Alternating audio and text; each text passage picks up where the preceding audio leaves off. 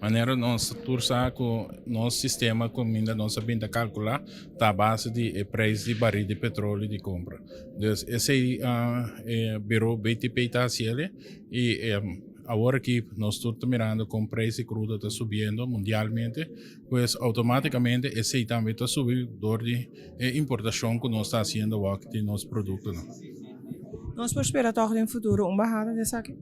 Bom, nós podemos na mesa aqui, tur stakeholders não para também sinta para assim tra o aqui conosco assim tem quadro de lei, para nós temos que ter em conta com a lei, então a lei está rige com nossa calcular nos preços, pois tem próximos 2 lunas aqui, nós temos workgroup caminha tur stakeholder também sinta na mesa, então assim a calculação e bem que proposiciona com de uma forma nova nós vamos cálculo de nos produtos de gasolina, etc.